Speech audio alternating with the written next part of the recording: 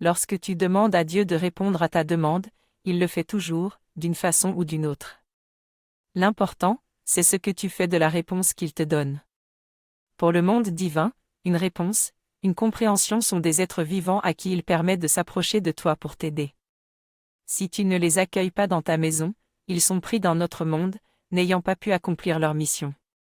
Le monde divin sait qu'il est dangereux de s'approcher de notre monde car les missionnés qui se sont approchés de la terre ont souvent été piégés dans ce monde sans âme et sans vie. C'est pour cela que Dieu ne donne pas plus que tu ne peux intégrer dans ta vie en le mettant tout de suite en pratique. Si tu ne fais rien de la réponse qui t'a été donnée, le monde divin n'ira pas plus loin. Si une compréhension divine vient en toi, fais en sorte qu'elle devienne une victoire dans ta vie et dans ton monde. Par exemple, si tu as compris ce qu'est la paix, réalise une œuvre de paix.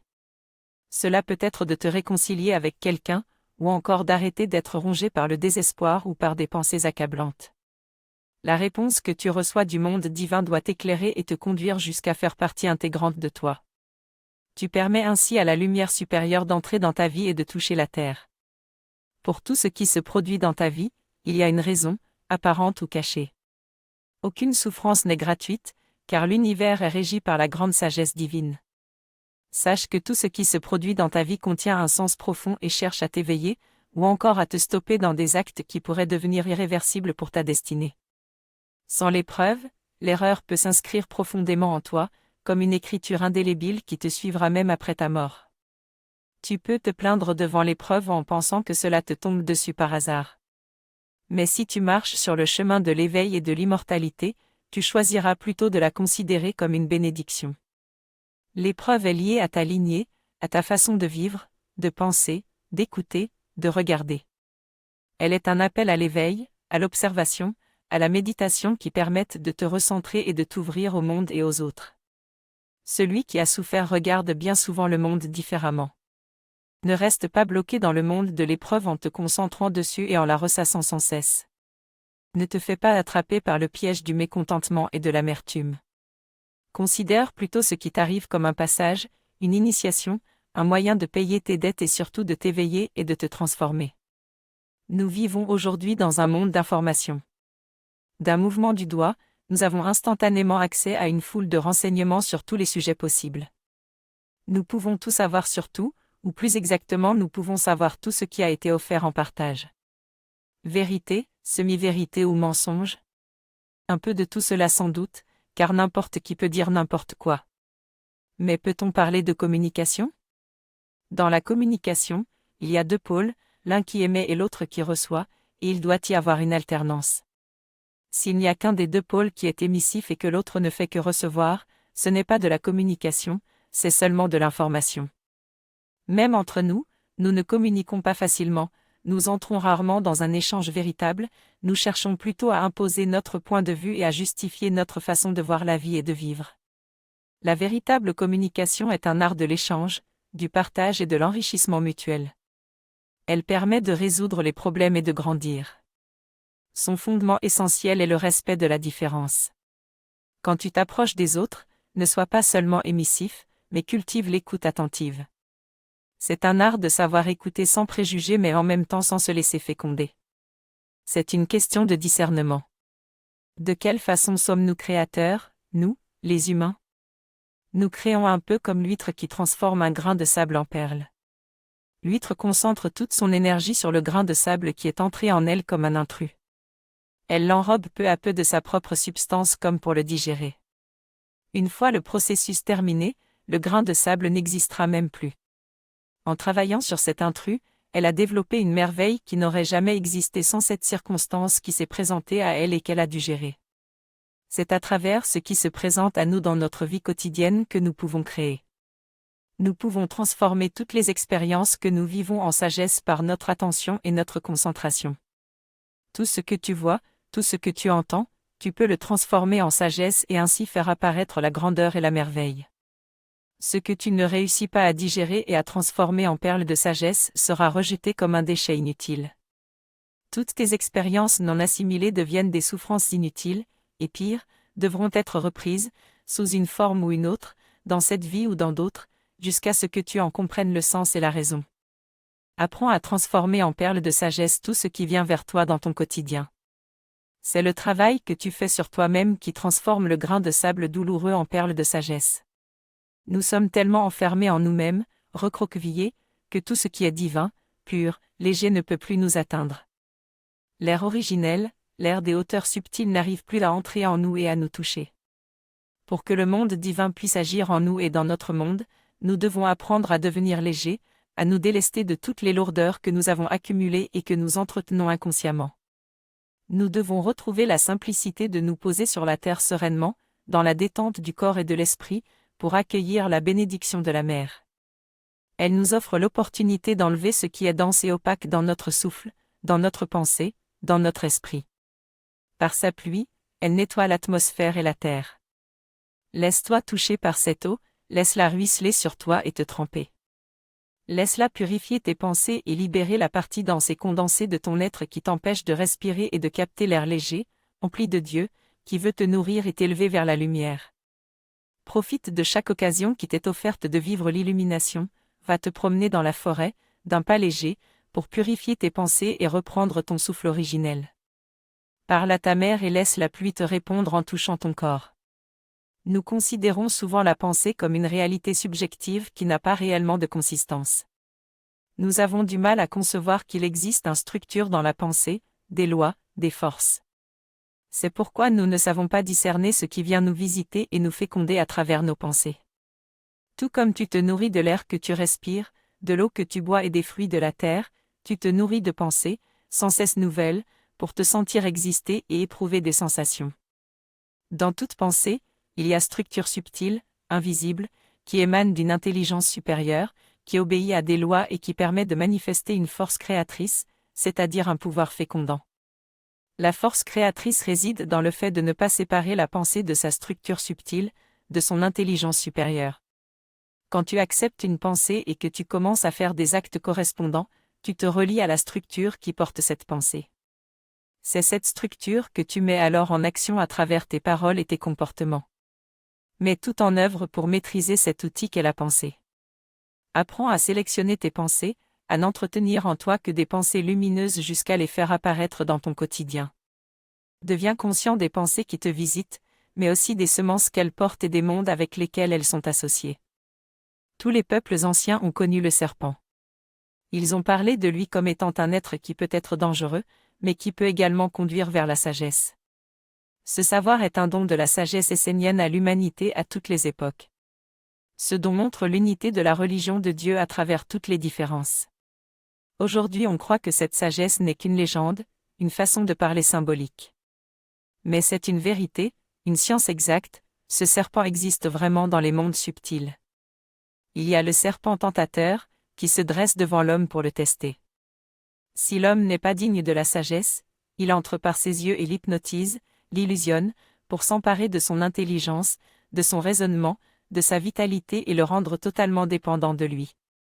Aujourd'hui, ce serpent s'appelle l'argent.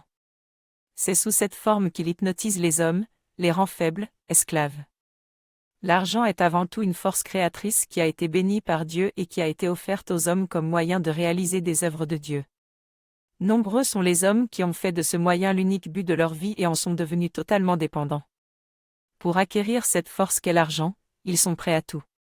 Cette force est celle du serpent tentateur qui est en train de conduire l'humanité dans l'anarchie en lui faisant croire qu'il n'y a qu'un Dieu sur la terre, l'argent. Mais il est encore possible de s'éveiller, de se libérer de l'emprise de ce serpent tentateur et de choisir un autre chemin. Le serpent n'est jamais neutre, il cherche toujours à t'évaluer en te poussant dans un sens ou dans l'autre. Son but est de te confronter avec toi-même pour que tu apprennes à te connaître, à savoir qui tu es réellement. Une fois qu'il t'a sondé et catalogué, dans chacune des sphères de ton être, il provoquera des événements extérieurs pour te faire voir ce que lui a vu en toi. Si tu demeures inconscient et passif, tu seras condamné à voir ta destinée se présenter devant toi sans rien pouvoir faire. Par contre, si, devant ce qui se présente à toi, tu éveilles la vision sage de la lumière, tu percevras le chemin que tu dois parcourir pour que les deux aspects du serpent, le serpent tentateur et le serpent de la sagesse, puissent te conduire à la maîtrise et à l'équilibre. Prends ta vie en main et travaille sur toi. Pour maîtriser le serpent tentateur, tu dois pouvoir parvenir à identifier les forces à l'œuvre en toi et autour de toi. Peu à peu tu trouveras le chemin qui conduit à la maîtrise. C'est un chemin de grande noblesse qui fera naître en toi le grand serpent de la sagesse de Dieu qui transformera ta destinée. Nous nous sentons vivants parce que nous avons des pensées et des émotions, parce que nous pouvons parler, marcher et agir. Mais ce n'est pas ce que les mondes supérieurs entendent par être vivant. Ce n'est pas suffisant pour entrer en contact avec eux. Un monde réellement vivant est un monde qui est uni avec tous les mondes de la création, qui peut entrer en relation avec toutes les hiérarchies, entrer en communication avec le monde des pierres, des arbres, des fleurs, des animaux, et échanger avec les anges et les mondes supérieurs. C'est à travers ta vie intérieure que ces mondes peuvent venir converser avec toi. Chaque jour, entre dans l'intimité de ton temple sacré pour faire naître en toi ce chemin de l'immortalité. Sens en toi la présence de ton ange et ton lien avec l'océan de la vie universelle. Si tu cherches à l'extérieur le savoir nécessaire pour diriger ta vie, tu n'es pas sur le chemin qui mène vers une alliance avec les mondes supérieurs. La lumière extérieure est une lumière trompeuse qui mène uniquement vers un monde illusoire. Éveille et entretiens en toi la lumière divine qui permet la conversation, l'alliance et la compréhension intime de tous les mondes. La Mère Terre est la sauvegarde de notre humanité et de sa véritable destinée. Elle est la grande bénédiction de sagesse. Elle protège tout ce qui est pur et vrai et elle couvre généreusement de bienfaits ceux qui savent s'approcher d'elle avec amour. Si tu te sens perdu dans des pensées incontrôlées, si tu trouves difficile de respirer parce que tu es envahi par la tristesse, tourne-toi vers la mer. Tu peux lui parler à l'intérieur de toi tout autant que dans la nature. Porte en ton cœur l'image de la mère qui accueille ses enfants en les serrant dans ses bras. Tu seras délivré de tes douleurs et de tes malheurs, car elle est aimante, généreuse et protectrice. Si tu veux t'élancer vers le haut, vers le Père, enracine-toi d'abord solidement dans la terre, dans la mer. C'est la sagesse de la mère qui te permet d'aller vers le Père. La mère est amour. Elle est prête à accueillir ses enfants égarés, peu importe les erreurs qu'ils ont commises dans le passé. Elle est prête à accorder à chacun le souffle du renouveau, la possibilité d'un nouveau départ. Quand une grande partie des hommes auront reconnu leur mère et seront retournés vers elle, la destinée de lumière de l'humanité pourra enfin apparaître. L'homme vit sa vie comme dans un rêve. Il n'est pas éveillé dans la grande sagesse. Il demande au monde divin de faire telle ou telle chose, de passer par tel ou tel chemin pour satisfaire ses besoins et faciliter sa vie. Il ne laisse pas couler naturellement l'eau de la source, au contraire, il lui crée des barrages pour l'orienter selon ses caprices. Lorsqu'un homme baigne ainsi dans l'illusion, ce n'est pas le monde divin qui répond à sa prière, mais le monde spirituel extérieur qui lui fait voir, sentir et percevoir selon ce qu'il veut. Le monde divin est un principe supérieur qui vit selon des lois éternelles et qui ne peut faire de compromis, ni s'adapter au monde des hommes. L'humanité en est à l'étape de l'enfance. Les hommes sont comme des enfants qui, un jour, veulent tel jouet en pensant qu'il va combler leur vie. Une fois qu'ils l'ont obtenu, ils sont déçus, ils voient que ce n'était qu'une envie passagère suscitée par un monde qui leur a fait miroiter des images sans consistance. Ne cherche pas à te servir de la lumière pour favoriser ta vie terrestre. Laisse la vérité féconder ton être sans y mettre d'obstacles ou d'exigences. Tourne-toi humblement vers la source, elle t'éveillera dans ce que tu as à accomplir pour faire triompher la lumière dans ta vie. Nous sommes inconscients et ignorants des influences qui fécondent et dirigent notre vie. Nous sommes comme des enfants qui aiment être bercés de mots doux pour se rassurer et s'endormir. Ainsi on a cru ce qu'on nous disait, qu'il n'y a rien à faire sinon de croire en Dieu. Mais croire en Dieu n'est pas suffisant, tu dois le voir, le sentir, le goûter, en toi et partout. Sache que les plus grands secrets de la vie divine sont tout autour de toi et à l'intérieur de toi et qu'ils se manifestent à toi au quotidien. Si tu ne les perçois pas, c'est que tu es aveuglé par ta vie d'homme qui est une ombre devant Dieu et le royaume de la vie. L'univers est immense, sans frontières. La compréhension du monde des hommes est un bien petit savoir qui n'éclaire que les surfaces de notre petit monde d'illusions. Si tu veux découvrir Dieu, tu dois d'abord comprendre qui tu es et apprendre à discerner les influences qui veulent diriger ta vie. Dans l'humilité, éveille en toi l'intelligence angélique, elle te montrera ce que tu dois faire avec tous les mondes subtils qui partagent ta vie quotidienne. Permets à la lumière d'entrer et de toucher les profondeurs de ton être. Tu pourras alors percevoir le sens caché et profond de tout ce que tu vis. Être dans le déséquilibre, c'est se laisser entraîner sans cesse d'un pôle à l'autre. Un jour, c'est le bonheur, l'euphorie, et le lendemain c'est la tristesse, la déprime. C'est changer d'opinion selon les circonstances ou selon les gens avec qui on se trouve. Les hommes aspirent à être regardés, à être vivants dans les yeux des autres. Ils veulent montrer qu'ils possèdent la vérité, la connaissance, le savoir. Pour cela, ils se mêlent sans cesse de tout et se prononcent sur tout comme de grands spécialistes. Ils vivent ainsi à la périphérie de leur être et finissent par ne plus pouvoir retrouver leur centre. Pour être en équilibre, il faut se tenir au centre de soi-même. Si tu vis avec la sagesse, tu ne ressens pas le besoin de sortir de ton centre et d'entrer dans le déséquilibre pour exister. Tu es posé, stable, toujours prêt à être actif, mais sans sortir de ton centre, sans te faire attraper par l'attraction de ce qui se passe à la périphérie, sur le pourtour de la roue. Méfie-toi du paraître, du faux semblant, qui te conduisent dans le déséquilibre et te font perdre ta noblesse, ton être véritable éternel. Ne te laisse pas influencer par tout ce qui se présente à toi pour t'embarquer dans son monde. Par la sagesse, tu auras les réponses à toutes tes questions tout en demeurant dans la stabilité et la droiture de ton être. Notre tâche principale en tant qu'humain est d'accueillir en nous les règnes qui sont en dessous de nous et de les conduire vers l'intelligence supérieure à travers notre propre existence. Nous devenons alors la bénédiction pour les animaux, les plantes et les pierres. C'est une grande illusion de croire que les mondes supérieurs vont nous accueillir à bras ouverts alors que nous délaissons et conduisons en esclavage tous les règnes qui dépendent de nous. C'est surtout ne pas comprendre la grande unité qui relie les 7 paliers de la création, depuis les pierres jusqu'aux dieux. Nous sommes le règne pivot entre les règnes du monde visible et ceux du monde supérieur. Nous sommes des créateurs et nous pouvons influencer notre environnement et nos semblables. Mais que faisons-nous de ce pouvoir? Comment regardons-nous les choses et les êtres? Comment nous comportons-nous vis-à-vis de la nature et de nos semblables? Nous avons créé l'illusion d'être un règne à part, séparé des autres, existant par lui-même. C'est pourquoi il faut guérir l'œil que nous portons sur la nature et tous les règnes qui vivent en elle. Pour aller vers le Père, nous devons retisser un lien vivant avec les mondes de la mer. Éveillons notre pensée, nos sentiments et notre volonté en devenant conscients du lien de lumière qui nous unit à tous les règnes de la nature. Au plus profond de nous, nous sentons bien que nous nous sommes coupés de ce qui est vrai et éternel. Il arrive parfois, dans des moments privilégiés, que s'éveille en nous le souvenir de ce que nous sommes réellement et de ce que nous sommes venus faire en ce monde. Même si ce n'est pas encore très clair, c'est déjà suffisant pour ressentir l'aspiration à vivre d'une autre façon sur la terre et la détermination à retrouver notre origine divine. Quand le souvenir de ton âme et de ta patrie d'origine s'éveille, le monde extérieur perd peu à peu son attrait. Tu comprends de plus en plus dans quel monde d'illusions et de mensonges nous vivons ici-bas. Tu n'as alors plus qu'un désir, vivre en harmonie avec ce monde divin que tu as découvert en toi, avec ce monde divin qui est pure bénédiction. Et tu deviens toi-même bénédiction. Tu bénis tout ce que tu rencontres. Au nom du soleil et de la grande communauté d'amour, tu bénis l'enfant qui naît et celui qui repart de l'autre côté de la vie, tu bénis chaque événement qui vient te visiter pour l'emplir de lumière, tu bénis tous les êtres que tes yeux rencontrent pour les entourer d'amour et éveiller en eux le souvenir de ce qu'ils sont dans l'éternité. Sois bénédiction pour tout et pour tous. Ainsi tu seras réellement ce que tu es éternellement.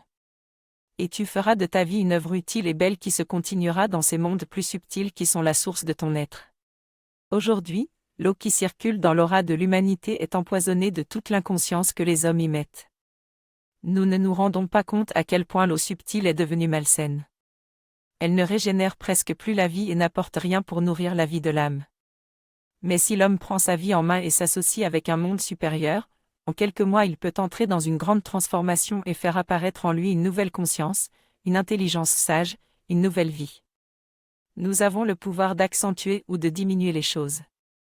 Utilisons ce pouvoir pour diminuer le mauvais et augmenter le bon. Faisons les bons choix, ceux qui vont dans le sens de la vie que nous voulons vivre. Trouve la force de te dépasser pour t'unir avec les vertus pures des anges qui t'aideront à amplifier en toi la présence du divin. N'attends pas à demain pour changer ce qui ne va pas en toi. Si tu le veux vraiment, la transformation est possible en peu de temps. Regarde-toi vivre à chaque instant, regarde ce qui motive tes actions, surveille tes pensées et demande-toi si elles sont de toi ou si tu te laisses influencer par l'extérieur.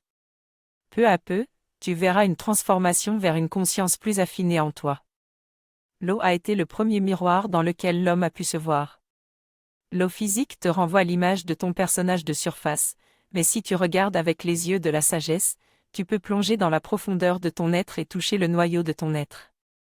Être un étudiant de la sagesse, c'est savoir regarder les choses avec détachement, en cultivant la patience pour laisser le temps à la lumière de se faire sans vouloir des résultats immédiats. La lumière de la sagesse pénètre d'abord ta pensée, puis elle descend dans ton cœur, dans ton ressenti d'âme. Il te faut ensuite apprendre à la digérer et à te l'incorporer pour qu'elle fasse vivre la lumière de ton âme et se transforme en fruit nourrissant pour tous les êtres. Sois ouvert quand tu poses ton regard sur les choses. Ne sois pas indifférent, apprends à goûter ce que tu rencontres. Prends le temps de digérer pour conduire l'expérience jusqu'à la perfection du fruit savoureux, riche en sagesse. Si tu veux te regarder dans le miroir de l'eau divine, observe tes actes. Quel est le fruit que tu offres au monde ? Veille à ce que ce soit le fruit de la sagesse qui nourrit l'âme et lui ouvre le chemin de l'éternité. On dit couramment que les yeux sont le miroir de l'âme, on peut voir à travers ton regard et ton expression ce que tu es à l'intérieur. C'est cet œil subtil dans ton œil qui, comme un miroir, possède la qualité de révéler ce qui est vraiment à travers les apparences. Mais nous avons perdu la conscience de ce miroir et nous nous sommes laissés mettre sur les yeux des lentilles déformantes. Notre regard n'est pas neutre, pur. Nous projetons nos peurs, nos préjugés, nos concepts sur tout ce que nous regardons. Nous ne voyons pas réellement les choses telles qu'elles sont, c'est plutôt une projection de nous-mêmes que nous voyons. Et comme notre œil est créateur, nous créons notre réalité à l'image de ce que nous sommes, à l'image de nos préjugés, de nos illusions, de nos fantasmes. Libère-toi de ces lentilles déformantes qui t'empêchent de voir ce qui est vrai et fondamental. Va à la rencontre de ce qui est essentiel et vrai. Parle à l'eau, à l'arbre, à la fleur, à l'oiseau, tu verras naître en toi une autre vision, plus vaste et tellement plus détendue. Si les mondes supérieurs vivent dans l'abondance infinie, comment se fait-il que l'humanité de la Terre ne soit pas, elle aussi, dans la richesse et l'opulence ? La raison en est simple, c'est que l'abondance de la Terre est limitée par le degré de créativité des hommes. Ce que les hommes entreprennent est généralement motivé par le bien-être de leur corps ou de leur être mortel. Ils utilisent la terre pour faire fructifier ce qui les motive personnellement. Cela n'est pas négatif en soi, mais comme la source d'inspiration est mortelle et pauvre, c'est une semence de pauvreté et de mort que l'homme met en terre par son action. Et cette pauvreté finit par envahir tout son environnement. Si l'homme ne pense qu'à sa petite existence personnelle liée à la petitesse et à la mort, il est sûr qu'il ne fera jamais rien de grandiose qui apportera la richesse à la collectivité. Ce qui est petit enfante le petit, seul ce qui est grand met au monde la grandeur, la splendeur, l'abondance. Ce sont essentiellement les entités positives des mondes invisibles qui apportent la prospérité et qui poussent l'homme à faire apparaître un monde qui va vers l'immortalité. Nous ne bâtirons jamais rien de grand tant que serons uniquement motivés par ce qui est mortel et éphémère. Nous avons facilement tendance à juger et à condamner ce qui n'est pas conforme à ce que nous pensons. Nous croyons sincèrement avoir raison, mais tout ce que nous analysons passe toujours à travers le filtre de nos préjugés, qui n'ont rien à voir avec la réalité. Juger et condamner autrui constitue une offense à la vérité. Cette offense est décuplée quand cela vient de personnes qui ont acquis une autorité sur leurs semblables, comme les religieux, par exemple, qui se sont permis de condamner des êtres, pour l'éternité.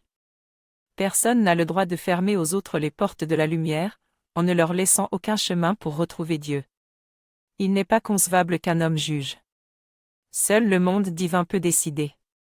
L'homme peut seulement faire de son mieux pour donner la victoire à la lumière dans sa propre vie. Personne ne peut connaître les profonds mystères de la destinée de chacun. Personne n'a le droit de décider de la vie des autres. Nous avons tous fait des erreurs, par bêtise ou par ignorance. Les erreurs se réparent, elles font partie du chemin, laissons à l'autre la possibilité de se redresser quand il tombe et de cheminer vers la lumière avec confiance. Nous sommes naturellement attirés vers ce qui est lumineux et grand. À l'origine, les hommes aimaient contempler la beauté à travers ce qui venait du divin. Mais progressivement, ils ont détourné leur regard vers ce qui ne brille qu'à l'extérieur et qui éteint la lumière qui vit à l'intérieur. La beauté extérieure n'est pas négative en soi, mais si tu regardes cette lumière trompeuse sans sagesse, tu te feras capturer par elle, elle t'amènera à croire que seules les choses extérieures ont de la valeur et qu'elles sont l'objectif principal à atteindre dans ta vie. Tu ne pourras plus voir la grandeur et la majesté de la divinité à travers ce qui t'entoure.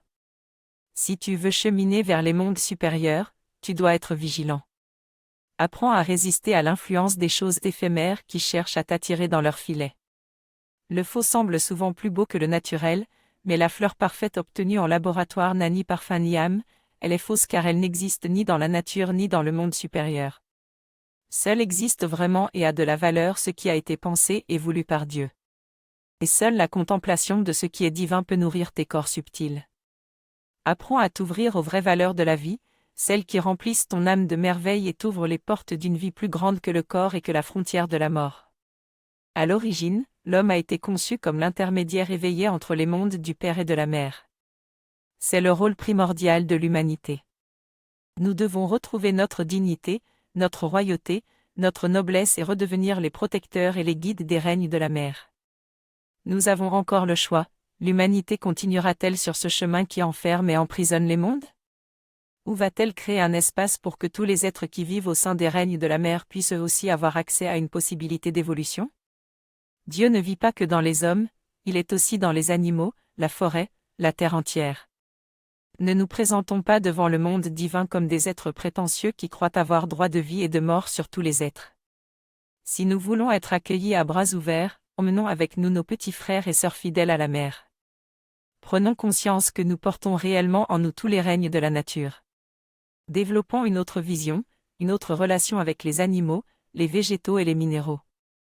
Cultivons la gratitude pour leur présence dans notre vie, les pierres pour la stabilité et la force de notre corps, les plantes pour notre volonté et notre force vitale, les animaux pour nos sens et l'équilibre de nos sentiments. Le monde divin est généreux. Il donne en abondance à celui qui mérite de recevoir. Comment savoir si tu mérites de recevoir les faveurs du monde divin? C'est une question d'attitude. La mauvaise attitude, celle qui empêche les bienfaits du monde divin d'arriver jusqu'à toi, c'est d'être continuellement dans un état d'insatisfaction. Si tu te plains toujours du peu que tu as en suppliant pour obtenir autre chose, tu ne mérites pas de recevoir. Si tu attends toujours qu'on te donne quelque chose de nouveau pour te sentir exister, tu es sur le mauvais chemin. N'abandonne pas continuellement ce que tu as déjà pour passer à autre chose. Sois reconnaissant de ce que tu as déjà et utilise-le. Tout ce que tu reçois doit d'abord trouver un chemin d'accomplissement dans ta vie. Le monde divin donne toujours sous forme de semences. Tu dois mettre en terre ce qu'il te donne pour le faire croître et tu dois l'entretenir. Ce que tu reçois de précieux, tu dois en prendre soin et le faire fructifier. Tu dois le faire vivre dans ta vie et t'en occuper de façon responsable. Tu dois être capable de protéger, de maintenir et d'enrichir tout ce qui t'a été donné, surtout dans le domaine de la lumière. Sens-toi heureux de ce que tu possèdes et travaille pour l'améliorer et le faire prospérer. Ainsi l'abondance viendra dans ta vie. Nous avons tendance à nous compliquer la vie inutilement. Nous analysons les choses dans les moindres détails afin d'être sûrs que rien n'échappe à notre contrôle, nous cherchons des solutions miracles pour améliorer notre sort, nous élaborons des plans compliqués pour sécuriser notre vie matérielle. Pourtant, il serait plus facile et plus sage d'aller chercher les solutions et les réponses à nos problèmes auprès des sources, des grands arbres, des montagnes majestueuses. C'est que dans notre monde, seule la nature est encore vivante du monde divin. Tout le reste n'est qu'une imitation car tout a été détourné, transformé et n'a plus rien à voir avec la vérité, avec ce qui est éternel et vivant.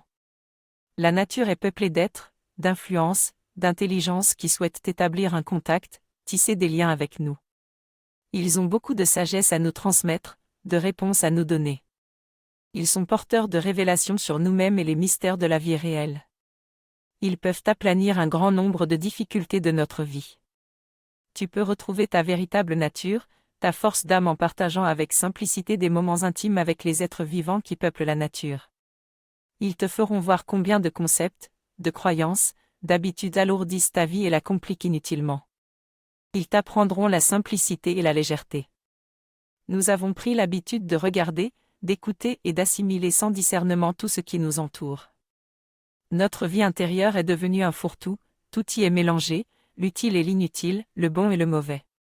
Cela surcharge notre vie et nous empêche de vivre libre et léger. On accumule l'inutile parce qu'on ne sait pas se satisfaire de l'essentiel. On se sent vide à l'intérieur et on cherche à se remplir par toutes sortes de moyens, en essayant tout ce qui nous fait envie ou qui passe à côté de nous pour nous solliciter. C'est la caractéristique même du monde dans lequel on vit, la surconsommation. Cette façon de vivre et de voir la vie n'amène pas la plénitude, au contraire, c'est le mécontentement qui s'installe et nous empêche de vivre en harmonie avec notre âme et la présence de l'intelligence supérieure. Apprends à faire le ménage dans ta vie intérieure pour marcher avec légèreté sur la terre. Cesse d'accumuler ce qui t'encombre ou complique ta vie. Ne cherche plus l'excitation qui te fait te sentir vivant pendant un instant mais qui finit toujours par s'éteindre, après avoir accumulé en toi des déchets. Si tu veux fouler le chemin de l'immortalité, tu dois prendre ta vie en main et choisir consciemment de vivre pour l'essentiel. Nous sommes appelés à vivre quelque chose d'infiniment plus grand que ce que nous vivons présentement dans notre vie de mortels. Un jour, nous retrouverons notre origine et nous vivrons la grande destinée divine prévue pour nous. Mais aujourd'hui, nous vivons une vie limitée à cause de notre association avec le monde extérieur mortel. Nous portons en nous le potentiel des origines. Nous possédons un corps, des organes, des sens subtils et une intelligence qui ne demandent qu'à s'éveiller. Mais tous ces outils, nous les offrons à un monde qui ne nous appartient pas, que nous ne contrôlons pas et qui nous utilise pour ses propres buts. Pour reprendre possession de toi-même et de ta terre intérieure, tu dois t'éveiller et prendre conscience de cette usurpation dont tu es victime.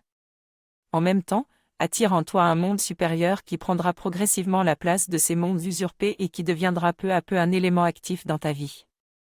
Le monde supérieur le plus proche de nous est celui des anges, qui est un monde de vertu. Choisis une vertu et porte-la en toi en y pensant souvent. Fais-la grandir en toi. Peu à peu, ta terre intérieure deviendra accueillante pour permettre à Dieu d'y établir sa demeure. La vie sur terre est précieuse car c'est ici que nous devons poser les œuvres et les écritures dont dépend notre destinée. C'est avec l'œuvre que tu auras réalisée sur la terre que tu entreras dans le monde divin. Si tu n'as pas trouvé Dieu dans ce monde, tu ne le connaîtras pas dans l'autre. Si tu n'as pas équilibré ta vie ici-bas, tu n'auras pas d'équilibre dans l'autre. Dans l'autre monde, il n'y a rien d'autre que ce que tu y amènes. Ne te laisse pas aller car tu as très peu de temps pour te créer un ciel et une terre. Ne crois pas, comme l'ignorant, que la vie sur terre n'est pas importante et que ce qui compte, c'est l'éternité. Ne néglige pas ce que tu vis sur terre en rêvant d'entrer dans un autre monde qui serait parfait et qui mettrait fin à tous tes problèmes. C'est en vivant bien ta vie sur terre que tu entreras dans l'immortalité, pas autrement. Tu dois réaliser une œuvre de sagesse, d'amour, de pureté dans ta vie, non seulement pour toi mais aussi pour les générations qui viendront après toi. C'est la magie de la vie, si tu laisses une empreinte, un chemin, d'autres marcheront dans tes traces et poursuivront ton œuvre. Entretiens en toi la fleur de ton esprit pour la retrouver lorsque tu seras dans l'autre monde. Tiens-toi dans l'équilibre entre ta vie terrestre et ton aspiration à l'éternité. La société dans laquelle nous vivons aujourd'hui nous a appris à nous emparer de tout ce qui nous attire, à le consommer puis à le rejeter comme un déchet. On veut tout connaître et tout posséder pour nous sentir exister dans le monde. Rien n'a d'importance en soi puisque tout est là, à notre disposition, pour notre plaisir et notre satisfaction, comme si cela nous appartenait. Mais rien ne nous appartient réellement. Ce qui se présente à nous, que ce soit un savoir, un sentiment ou un bien matériel, a de la valeur et doit être respecté et honoré. Tout a de l'importance et est porteur d'un potentiel. Rien n'est destiné à disparaître dans le néant. C'est pourquoi tout ce qui vient vers toi doit être pris en compte et conduit dans la plénitude de son potentiel, jusqu'à faire apparaître ce qui se cache de divin en lui. Si tes oreilles, tes yeux, ton intelligence se sont fixés sur quelque chose, cela signifie qu'il y a en toi une raison de le faire, un intérêt pour cela, et donc une valeur. Même une mauvaise pensée qui vient vers toi n'est pas inutile car quelque chose en toi l'a attirée. Peut-être est-elle là pour que tu la guérisses et que tu la transformes en sagesse. Tout mérite d'être conduit vers l'ennoblissement. C'est notre mission d'humain et d'enfant de la lumière, tout ce que nous croisons, tout ce que nous entreprenons doit être relié à un monde supérieur afin que rien ni personne ne soit perdu. Dans le monde des hommes, on confond habituellement monde spirituel et monde divin. On croit que tout ce qui fait partie du monde spirituel est pur, noble et digne de confiance. C'est une erreur de perception qui nous coûte très cher, car elle permet à des mondes invisibles malsains d'abuser de notre ignorance et de nous asservir. Il ne faut pas croire que tout ce qui vient du monde invisible vient de Dieu. Le monde divin est bien au-delà de ce monde spirituel qui nous entoure. Nous vivons déjà dans le monde spirituel par nos pensées, nos émotions, nos désirs, par tout ce qui vit en nous d'invisible et de non palpable. Dans ce monde invisible vivent également des entités de toutes sortes, entre autres des êtres désincarnés qui cherchent à s'accomplir à travers nous car nous possédons ce qu'ils n'ont pas, un corps de manifestation. Ils cherchent à mettre leur semence en nous pour vivre à travers nous. Tant que nous demeurons inconscients de leur présence, ils peuvent nous manipuler à leur guise. Tu peux te protéger de ce monde invisible qui te féconde en apprenant à discerner les influences qui cherchent à orienter tes pensées, tes sentiments et tes actes. Pose-toi la question devant une pensée qui te vient ou une émotion qui monte en toi, cela vient-il réellement de moi? Très peu d'humains ont conscience que le monde dans lequel ils vivent est un monde d'illusions. La plupart y sont investis corps et âme, cherchant à tout prix à y être reconnus et appréciés. Leur joie et leur peine, leurs succès et leurs échecs tournent uniquement autour des événements extérieurs qu'ils vivent comme dans un film, avec seulement la partie d'eux-mêmes qui constitue leur personnage sur la Terre. S'éveiller, c'est prendre conscience que notre vie jusqu'à maintenant s'est déroulée comme un film, à l'extérieur de notre être réel. S'éveiller, c'est être déillusionné, c'est se rendre compte que ce qui constitue notre vie n'est en fait qu'un rêve déraciné de la vraie vie, de la vie de notre âme. Dès que tu t'éveilles, tu constates que tu dormais et tu n'attaches plus d'importance à ton rêve. Tu es prêt à reprendre tes activités. Il en est de même quand tu t'éveilles à ton être véritable. Tu cesses d'attacher de l'importance à des futilités et tu vis ton quotidien en demeurant conscient de ton être divin et de ton lien avec l'univers. Sois attentif à ne pas te laisser piéger par l'illusion du monde extérieur et reste toujours conscient de la présence divine en toi. Nous utilisons notre intellect uniquement pour comprendre notre vie mortelle et trouver le moyen de vivre sur la terre en ne manquant de rien. Nous croyons avoir compris ce monde dans lequel nous vivons, mais comme nous ne vivons qu'à la surface, nous sommes complètement inconscients de la grande réalité dans laquelle nous évoluons. Cet outil merveilleux qu'est notre intellect nous a été donné par Dieu dans un but beaucoup plus grand que celui de survivre dans le monde matériel. Il devait nous permettre de parler avec les anges et tous les êtres, et de devenir des créateurs de beauté dans l'univers. Notre pensée et notre intelligence ont été asservies et enfermées dans un monde d'illusions, abstrait et irréel. Ce monde d'illusions a conduit nos facultés intellectuelles dans le mensonge, de sorte que nous sommes maintenant incapables de maîtriser nos pensées et de discerner les influences subtiles qui nous dirigent. Nous ne contrôlons rien, ni en nous ni autour de nous, car nous avons occulté la partie divine de notre pensée pour n'offrir à notre intellect qu'un savoir superficiel et illusoire qui ne sert à rien. La solution tient simplement à un changement de vision, le vrai savoir appartient à Dieu, et Dieu est en toi. Par ta pensée, tu peux prendre conscience de sa lumière en toi et cheminer vers ton immortalité dans la stabilité et la permanence.